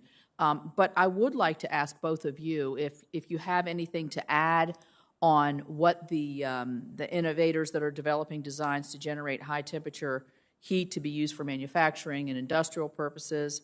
We're requiring the NRC to identify and address potential regulatory barriers to deploying this for other technologies. Where is the nexus here between creating a hydrogen economy and having nuclear power at the same time? So I'll go to you, Mr. Harrell, first, and then Ms. Korsnik. Yeah, that's one of the most exciting components of these new designs. A bunch of different applications. Nuclear can play a huge role in hydrogen production as a 24/7 resource, and it contributes to kind of the cost paradigm. The ability to use process heat in manufacturing of hard-to-abate sectors like steel and concrete. And even outside of the climate space, nuclear thermal propulsion is a really exciting opportunity in a way that, these new technologies can help expand our space frontiers. And so we're excited about it, but it's a new frontier for the NRC, and they're used to only electrical applications. Right. Ms. Korsnik, did you have anything to add there? Yes, thank you. I would just add that we talk about how long it took to license some of these technologies, but after you license it, there's also a licensing process for the site. In other words, a site selection process. And when you ask earlier about sort of what other things can we do, what are the next barriers, I think we need to really look at the NRC process for siting so we can take some of these coal sites and sort of quickly understand that they're suitable for nuclear. And I think it goes to your last question as well. If you're going to use nuclear for other things, you're going to want to site those nuclear plants, in fact, near some of these manufacturing facilities. So there's a nexus around siting and making the siting process more effective and more efficient. Thank you. Thank you, Mr. Chair. Thank you so much. Senator Markey's joined us. Senator Markey, I understand under the rules of the committee, you could move ahead of Senator Duckworth and Senator Kelly and ask your questions. If it's not urgent for you to leave, if you could let them go first, I'd appreciate it. When you phrase it that way, it sounds like an offer I can't refuse. So, You're a good man. Senator Duckworth, you recognize. All right, thank you. Thanks, Eddie. I thank Senator Markey. Mr. Nabel, when the city of Zion accepted the economic benefits and the risk of hosting a nuclear facility to generate zero emissions power for itself and surrounding communities, what did Zion expect to happen to the Lakeside property once the plant's operating license had expired?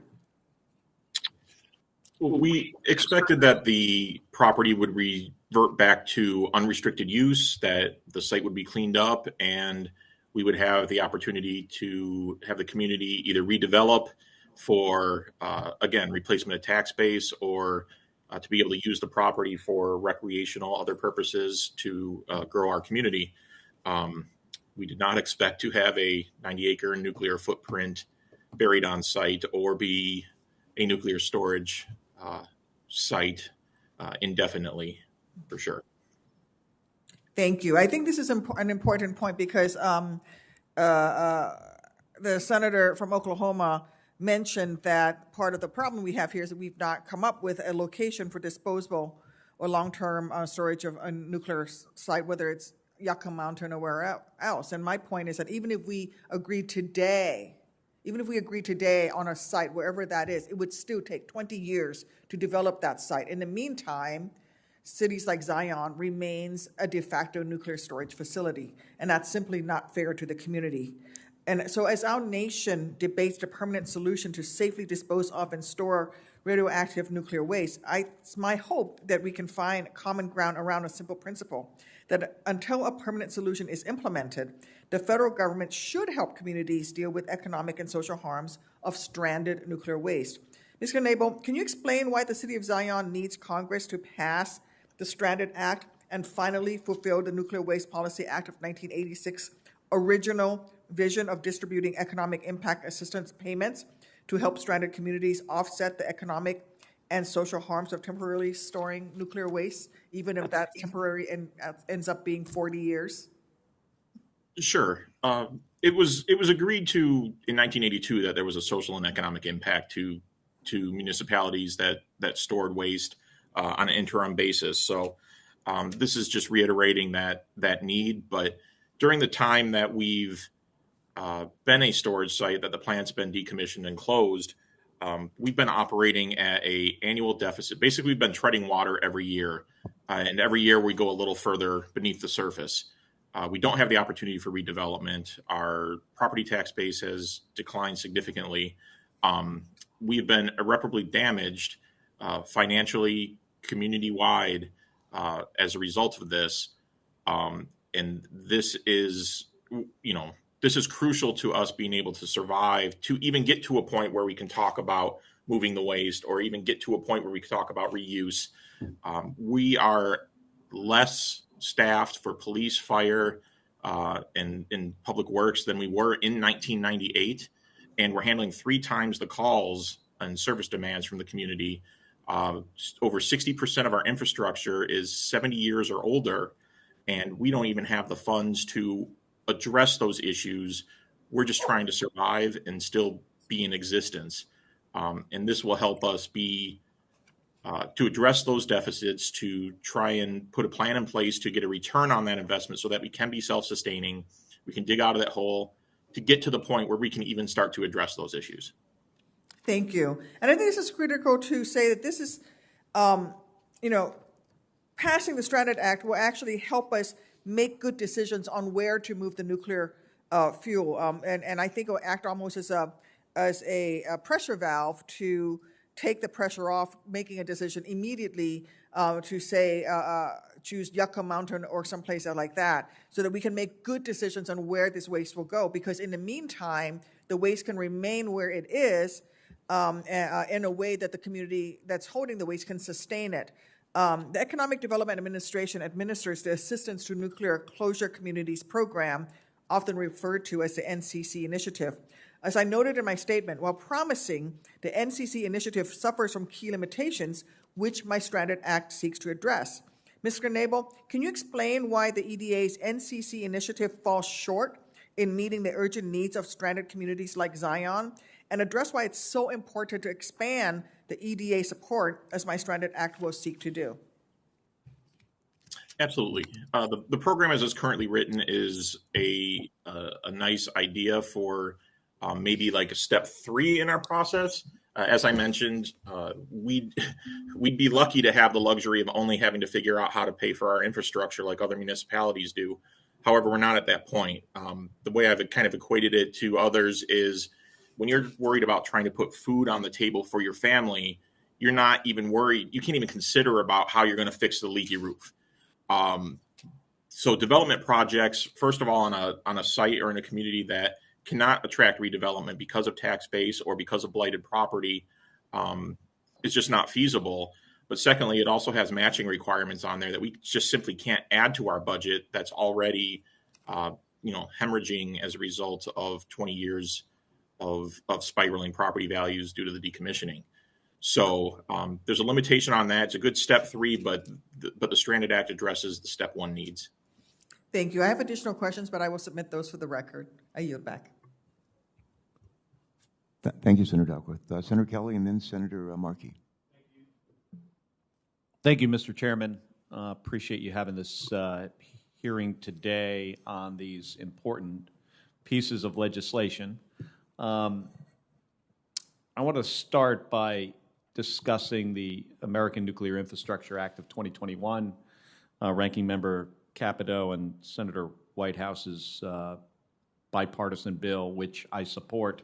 Nuclear energy is critical to our shared goal of reducing carbon emissions and fighting the effects of climate change, and this bill would provide financial support and more regulatory certainty to next-generation advanced nuclear reactors, help more Americans get trained for good-paying, high-skilled jobs in the nuclear industry, improve coordination with international nuclear regulators, and support nuclear investments made by our allies, and provide financial support for our aging nuclear fleet.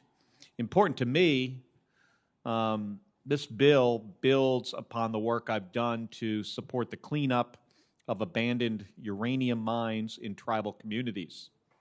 As a member of the bipartisan group of senators who negotiated the infrastructure law, I fought to secure $5 billion for investments for Superfund sites and brownfield cleanups, including for more than 500 abandoned uranium mines on the Navajo Nation. And I appreciate steps taken in this legislation to further strengthen U.S. global leadership in next-generation nuclear energy technologies to compete with China and Russia. And so this brings me to my first question. Ms. Korsnik, can you expand upon your testimony on the ways that China and Russia are threatening to rival U.S. leadership on the international stage, and how the American Nuclear Infrastructure Act's provisions relating to international nuclear reactor export activities and international regulatory competition would help to combat the challenges that are posed by Russia and China? Yes, thank you, Senator. If you would imagine the partnership that grows when two countries work together on commercial nuclear, it essentially forges a 100-year relationship from design to build to operate to decommission. And so the idea of working together with nuclear forms very strong geopolitical bonds. This is something that we should strategically look at as supportive of United States geopolitical interests. In that same way, China and Russia are very interested in controlling other countries' energy supply for reasons that you actually have seen, play out even over in Europe over gas lines. For example, there's a lot of power in controlling somebody's electricity supply. China is going all in. I think they're building 20 reactors right now, and they have a strategic plan to build a whole lot more. China right now looks like the United States in the 1950s. They're building all kinds of different types of reactors. They want to get good at all of them. And both China and Russia, when they show up in other countries, say, let me help you out. I will operate it, I'll build it for you, I'll operate it for you, and I'll take your used fuel. They make a deal with these other countries that's so attractive, it's very difficult for any of the U.S. companies to compete. We can either do something about that, or we can reap these benefits in 10 to 20 years. When you talk about how the partnership between two countries is lasting and enduring, and sounds like it helps both of them, have you seen, is China and Russia partnering with each other on nuclear technology? I don't see as much. I can't say that it's not happening. I can say both of those countries have expressed common interest in certain other countries. For example, they're both interested in places in Africa. They've both expressed interest in Brazil. And so they're very interested in a sort of a longer-term strategic play where it's their technology that is operating in as many countries as they can make that happen. Thank you, Ms. Korsnik. Mr. Cohn, I think he's remote. I wanted to ask you about the role nuclear energy can play as a clean, firm source of electricity. As you can imagine, as the sunniest state in the nation, Arizona is a leader in solar energy deployment and development, and there's a lot more growth to come. But reliability is a challenge, especially in Arizona's long, hot summer months when air conditioning is non-negotiable. Mr. Cohn, for states like Arizona, which are prime markets for solar energy deployment, what role does a firm source of energy like nuclear energy play in ensuring grid reliability and keeping costs low for customers? Thank you for the question, Senator Kelly. Yes, all the studies that I've seen for the Southwest, and this is true for all the studies actually have been done for all the geographies I've seen in the U.S., suggest that renewables and nuclear don't really compete. What they do is complement each other. So even in a very sunny state like Arizona, you do have a great solar energy resource, but it's quite variable by season by a factor of as much as 2 to 1. What nuclear does is provide a sort of always on base, if you will, even if it has to be curtailed at certain times or ramped down on certain days because of very, very high solar production. There are typically still a lot of cost savings in having that always available source. It's also true that Palisades in Arizona is a sort of a mainstay right now of the Western grid reliability. So renewables are great for reducing costs at the margin, but what nuclear provides is a firm base when the sun isn't shining, when the wind isn't blowing, and that's often true for weeks, even months, or that it isn't blowing at the levels that are at maximum. Nuclear can provide and fill those spaces and ensure a much lower cost grid. So it's often nuclear versus renewables. I think that's a false distinction. They work very well together. Yeah, and I think, folks are often unaware that when the demand is the highest is not actually when the sun is shining the brightest and is directly overhead. I mean, that demand is usually in the hottest part of the day. Also happens to be the time that people are coming home from work. Shortly thereafter, the sun is at a much lower angle and is not generating as much electricity. So this is a good option, to fill that demand gap. Thank you, Mr. Chairman. Senator Carroll, thanks so much for joining. Senator Markey, you are next. And I think Senator Padilla may be trying to join us after you question the witnesses. But thank you for allowing Senators, the other two senators to go ahead of you. Thank you. No, of course, thank you. Thank you, Mr. Chairman. So we have a moment here where we can just kind of do a review of the nuclear industry as it sits today, including the 2 nuclear power plants in Georgia, the Vogtle plants, which were proposed as $14 billion for the 2 units to be generating electricity. They've had their problems over the years, let's be honest, and it's up to $30 billion now for the 2 units. And still, they're not without their difficulties. So let's just talk about that as a state of the art for the industry, and there still is no known meltdown for a solar or a wind project in the United States. So the safety issues, obviously, around nuclear are not small.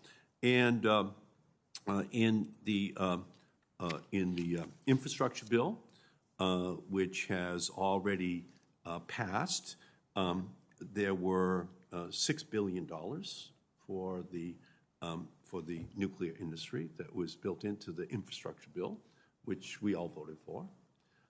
And in the Build Back Better bill, Mr. Chairman, there is, as passed by the House, and hopefully we could get to it in the Senate, there is actually $23 billion in production tax credits for the nuclear industry just through the year 2027. I know Senator Manchin is arguing to cover it out for 10 years. So that would obviously increase it, but 23 billion in that bill. So from my perspective, I think that we should just realize that this is an industry that has had difficulty in actually bringing any new plants online. It gets more and more costly as each year goes by, and yet, we should also be focusing on the wind and solar and other industries. So if we're going to do something, we just have to do it together, and that's actually what the Build Back Better bill is. Build Back Better bill deals not just with nuclear, $23 billion worth of production tax credits, but also tax breaks for wind and solar and battery technologies and all electric vehicles, so that we're looking at this from a comprehensive perspective.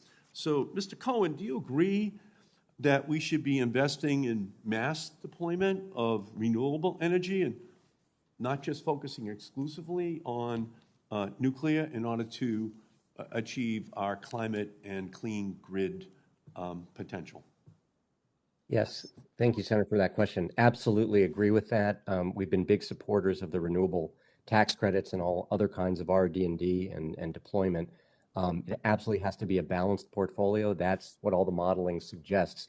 And in fact, most of the modeling suggests that the zero carbon grid of the future is likely to be dominated actually by sources like wind and solar. Again, nuclear can play a supporting role, but without that inexpensive wind and solar at scale, the cost of decarbonization would be much more expensive. So absolutely, both of these policies have to work in tandem.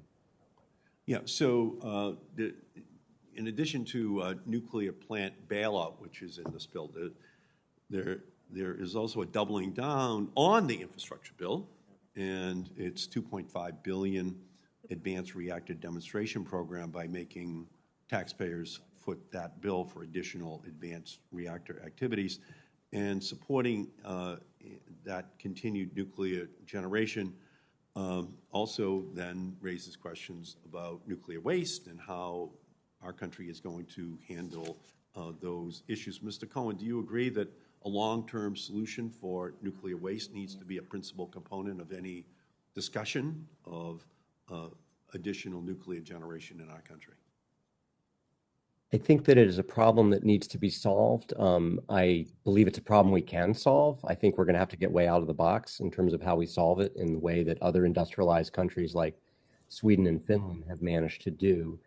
I do not view a permanent solution as an absolute precondition, however, for any additional deployment of nuclear. I believe that these two issues can be pursued in parallel. Okay, well, from my perspective, this is a perfect subject for discussion in the Build Back Better bill. We clearly are going to be looking at technologies that should be invested in order to deal with our clean energy programs. And this is a very good hearing to have in order to explore this one part of it. But I will say again, a part that's unlikely to add over the next 10 years a significant amount of electricity, given the Vogtle plant experience. But if it's coupled with tax breaks for wind and solar, all-electric vehicles, and battery storage technologies, well, that's a good discussion, because then we can just allow the market to work in order to demonstrate ultimately which of these technologies is going to be producing electricity between now and 2030, let's say. And again, I hate to say this, but it's unlikely that there will be another new nuclear power plant that will be authorized in that period of time. But I'm very open in the Build Back Better bill to adding on to what we already voted for in the infrastructure bill for the nuclear industry, but I think it should all be tied together as a all of the above strategy in this clean energy field. So I thank you, Mr. Chairman, very much, and I thank the ranking member. Yeah, the senator from Massachusetts raises an interesting and timely point in the clean energy tax credit provisions within Build Back Better, which I started to call Build Back Slimmer. But there are provisions that actually do, in the tax provisions, provide production tax credits that my staff and I and others on this committee were involved in. We have tax provisions for green hydrogen that are in that legislation. So my hope is that as we come back and trying to find the portions of significant portions, I hope, of Build Back Better, Build Back Slimmer, that we will include some of the things that we're talking about right here. It makes a lot of sense. And can I just say that the beauty of Build Back Better is that all these incentives are technology neutral. So yes, it's hydrogen, that's right. It's nuclear, but it's wind and solar and battery storage technology. So it's technology neutral, and then they'll all be there, and it's just a race to the finish line at that point. So I just think that's important for us to understand. Good. Thank you so much. Thank you. Senator Padilla was trying to join us by WebEx. Do we know if he's on or off? All right. If he comes on, let us know. Senator Capito, would you like to go next? I have just a couple quick questions. I wanted to ask, first of all, before I do that, because I forgot to do this before, I would like to ask unanimous consent to insert two articles into the record. One is an article from Reuters titled, "California Urged to Keep Nuclear Plant Open to Meet Climate Goals," and the other is from Forbes titled, "NRC's Rejection of Okla Application," which we've heard about in this hearing, shows U.S. is miles behind China in advanced nuclear reactors. And I would say to my friend who's leaving from Massachusetts that I am for an all-of-the-above energy plan myself. You're just leaving several very significant energy producing materials out of your what you were talking about. You know what I'm talking about: natural gas, coal, carbon capture, utilization. I'll just put that on the record. My question is, you can head out now. That was my comment to you. Thank you. My question is on. I just would add, carbon capture, Waxman Markey had $200 billion for carbon capture and $200 billion for carbon capture and sequestration. So again, we're totally open to any negotiation on carbon, hydrogen, all those issues. Thank you. Ms. Korsnik, on the, during COVID, there were lessons learned all around the horn, I think, on everything, but certainly some lessons learned in the NRC in the way they did some inspections by, greater remote access to plant data. I'm wondering if you have any examples of how they've improved, these plants have improved their operations because of some of the lessons learned during the COVID pandemic. Yes, thank you, Senator.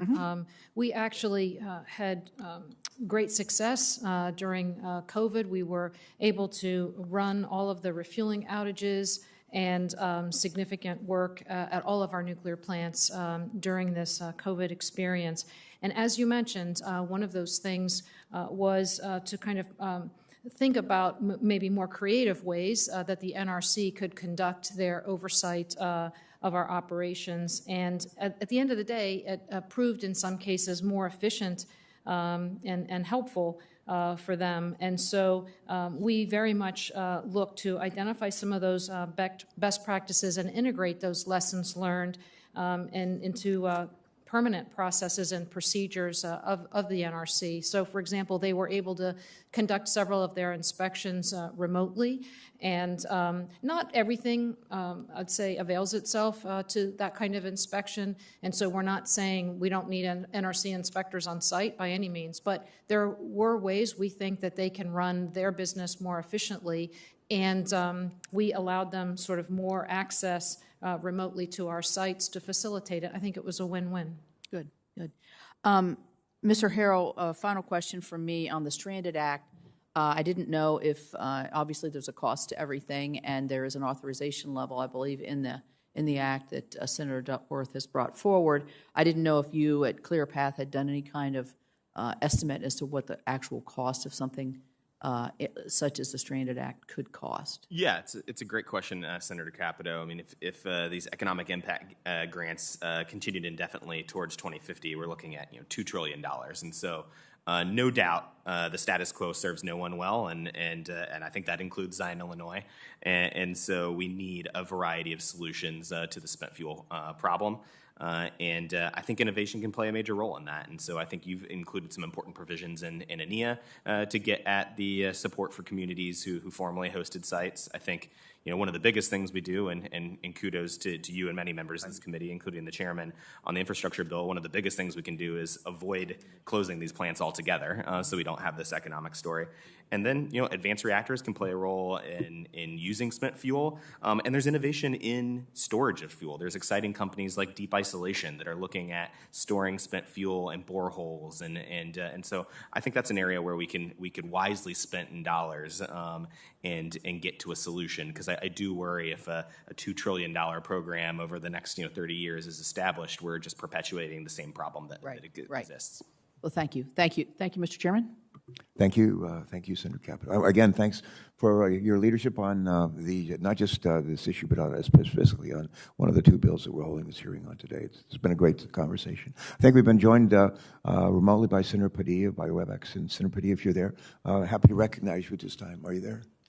Great. Thank you, Mr. Chairman. I appreciate the flexibility. I was there in person earlier. As you know, multiple committees are meeting, so I'm joining virtually. But want to begin by recognizing that my home state of California has actually 3 nuclear facilities in various stages of decommissioning: San Onofre, Rancho Seco, and Humboldt Bay, with the most recent action being the NRC's November 18th announcement that it has terminated the license for Humboldt Bay's Unit 3 and released a unit site for unrestricted use.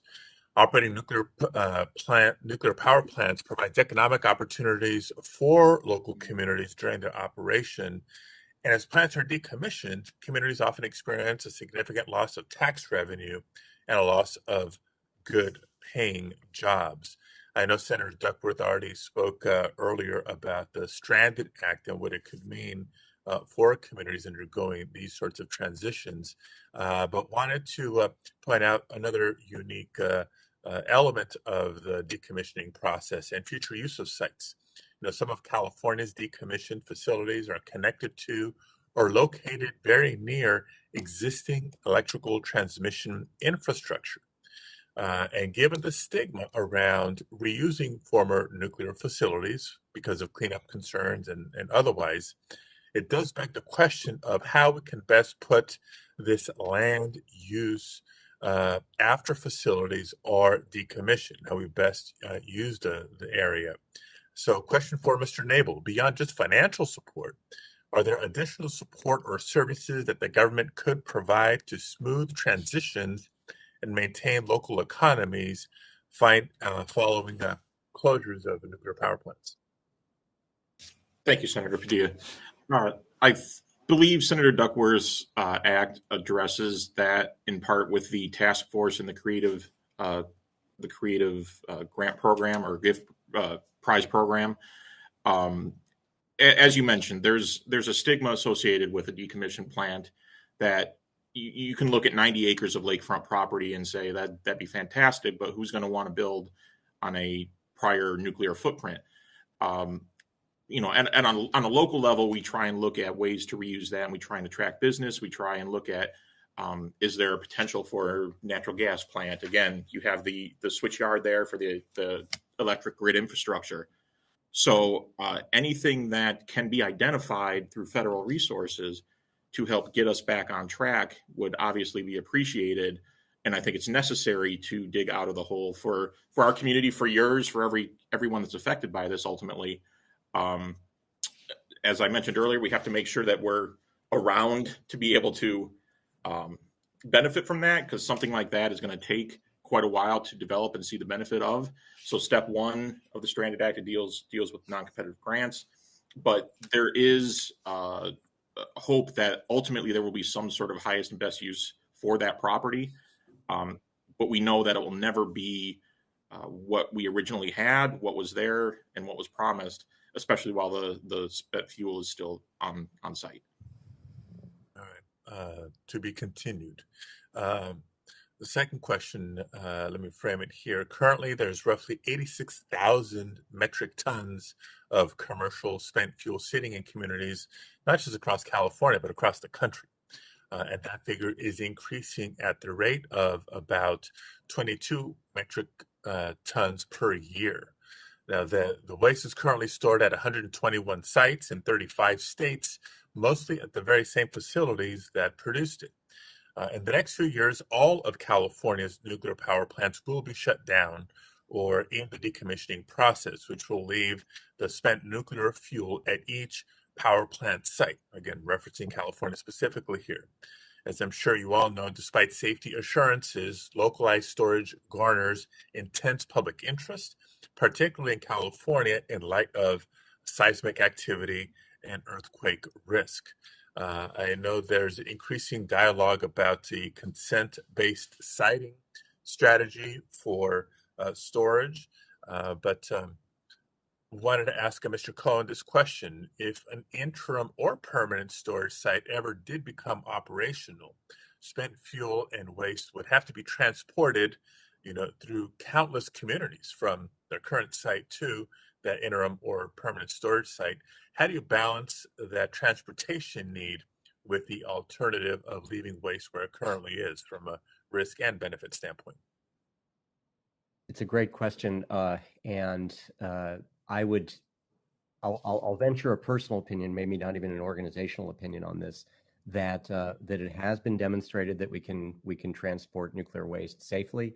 It's been done for many decades, however,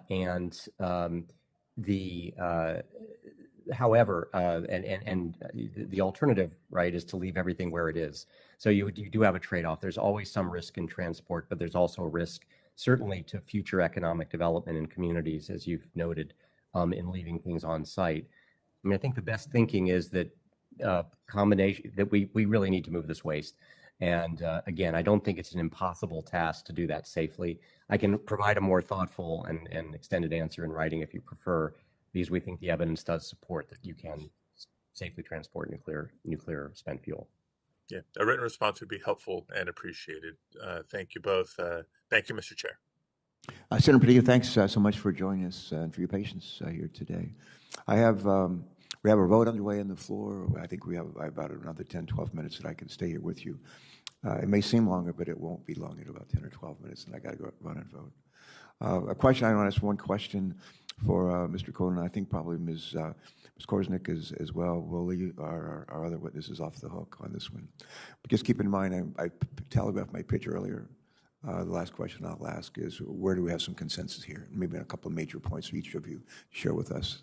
But before we get to that, Mr. Cohen, Ms. Korsnik, recent advances in nuclear and material sciences provide an opportunity to build safer and more efficient alternatives to existing nuclear fuel rod technology.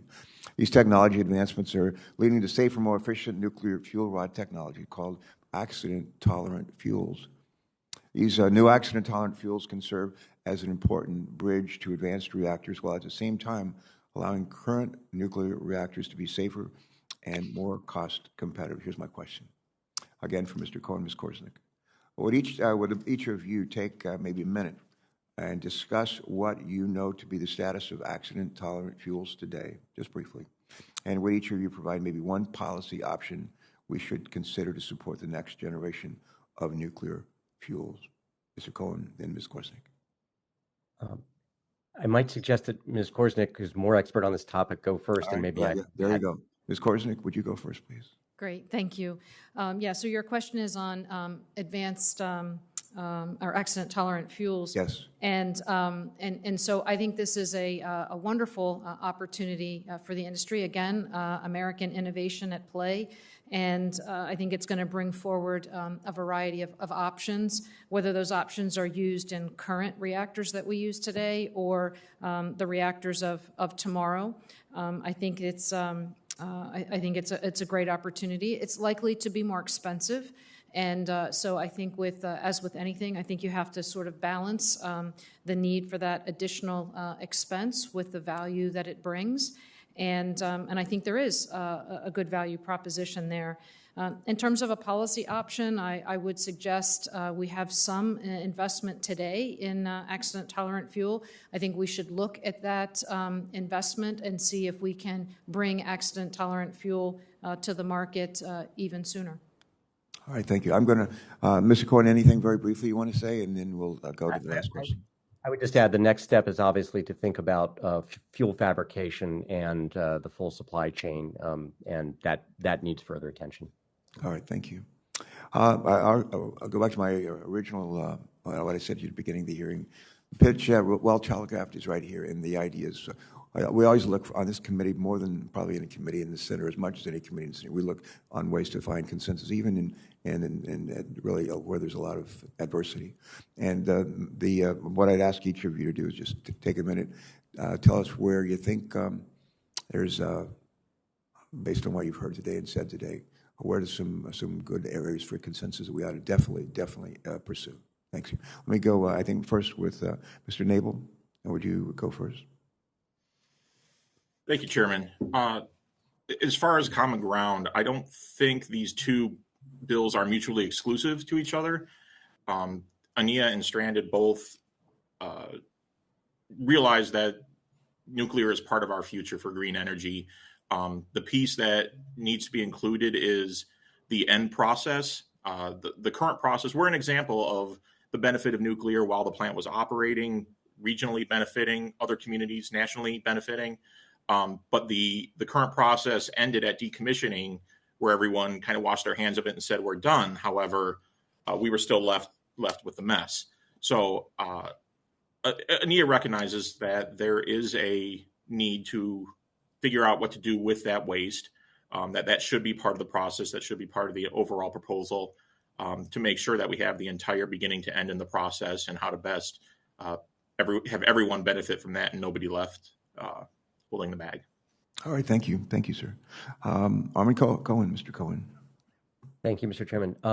I would say, just a preliminary comment, that I feel like there's a great deal of consensus, certainly among this panel, about what the priorities are, dealing with the legacy problems, but also making sure that there is a pathway, a viable pathway for advanced nuclear through the NRC licensing process, and also dealing with the long-term waste issue.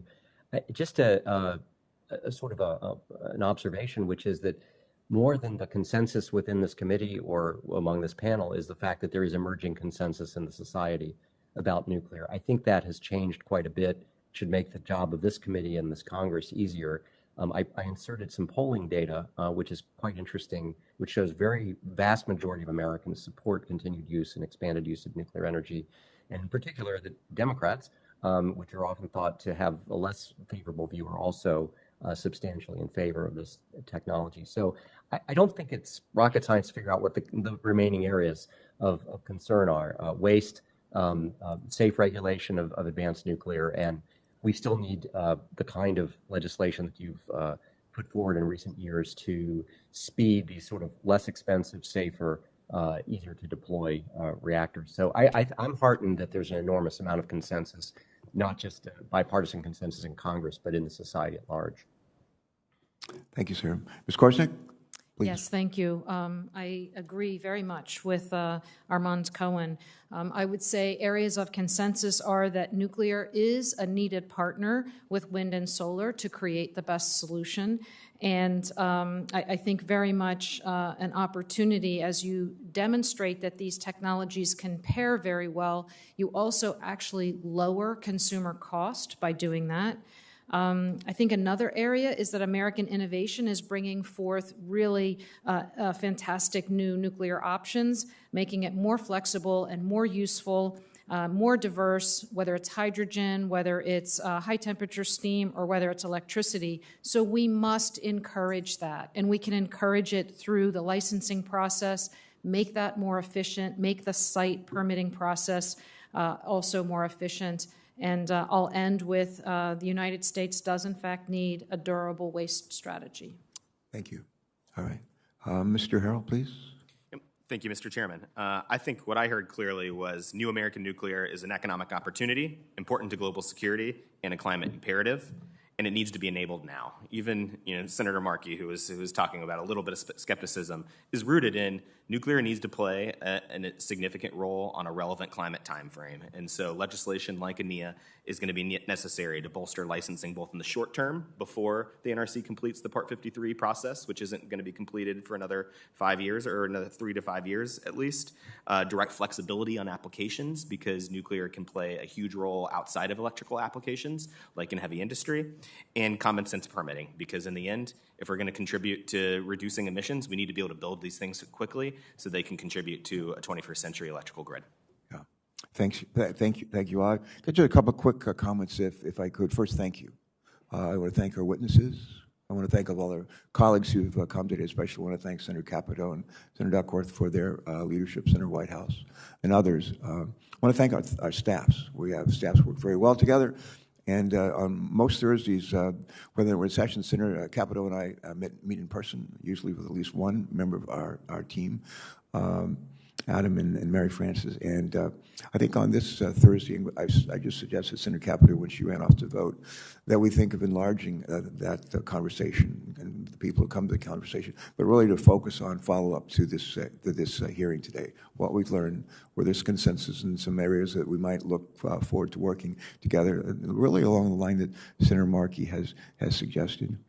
We have one witness, at least one witness today from Illinois. I'm reminded that another son of Illinois, Abraham Lincoln, was once asked the question, what is the role of government? He said the role of government is to do for the people what they cannot do for themselves.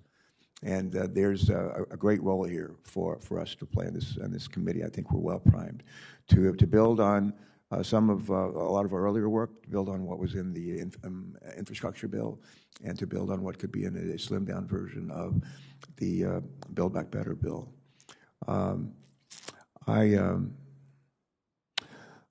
used to be a governor and was very much involved in the National Governors Association. I headed it for a while and headed up something that the NGA called the Center for Best Practices. We always look as governors at other states to see what they're doing well, learn from what they're doing, and to learn what they're doing badly, so we know what not to do. And when I look around the world with respect to nuclear, people, my father's family's on the German side, roots are in Germany. I think German people are smart and capable people. But the idea that shutting down their nuclear power plants so that they can buy natural gas from Russia, not a good idea. And maybe we can keep that lesson in line as we figure out how to avoid shutting down more nuclear power plants and creating even greater threats on the climate side. Also, my colleagues have heard me say many times, no silver bullet as we face adversity and problems to solve. No silver bullet here, but a lot of silver BBs. How about that? A lot of silver BBs. And you helped us identify a bunch of them, and we want to act on it, and sooner rather than later. Last, we had a great hearing a week or so ago on recycling. Senator Bozeman and I co-chair the Recycling Caucus in the Senate. Others on the committee are very much involved. But Senator Capito and I held a hearing on recycling strategy, working hand in glove with the private sector, with EPA and others. And one of the comments that was made, I think it was something like one person's trash is another person's treasure. And in this case, spent fuel rods. Some people would call that as trash, something to demean, look at with abhorrence. There's a way that the people in France are trying to lead the effort here, been for a while, to figure out how to repurpose spent fuel rods and see if we can. I think, Ms. Korsnik, I think your statement was there's about 95% of the energy is unused within the spent fuel rods. People think that is waste. But there's actually, within that trash, if you will, there's a lot of treasure. And we got to figure out how to harvest that treasure. Last, I focused many times in this committee as chair and before. I think what I think my colleagues are about is how do we save this planet and the threats that we face with climate change, dire threats we face across the planet and climate. How can we do that? How can we do that in a way that creates economic opportunity and a lot of job creation and improves the quality of life for our people? We can do it all. We can do it, and we got to be smart enough. And when our Jim Inhofe and I get together with our colleagues on a Bible study tomorrow, we say a word of prayer at the end. We'll pray for wisdom. We'll pray for wisdom for all of our colleagues and folks like you all and others around the country that we are smart enough to figure out how to do it all and get this right. And I'm encouraged that with hearings like this, we will do that. We will do that. In adversity lies opportunity. Thank you, Dr. Einstein. All right. With that, I think that I have.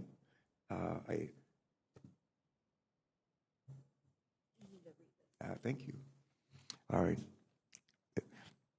Before we adjourn, I love this. My favorite part of the hearing. Before we adjourn, some housekeeping. Senators will be allowed to submit written questions for the record through the close of business on Wednesday, February 23rd. We'll compile those questions, send them to our witnesses who we'll ask to respond by March the 9th if you do that. Do we have any unanimous consent requests to close with? No? Okay. I love to ask unanimous consent requests to include stuff in the record when nobody else is here. And so I'd be the only one who could object, but I don't get to do that today. So with that in mind, this hearing is adjourned. It's been a great day. And again, our thanks to all of you and to our staffs who worked so hard to make this day possible. Thank you.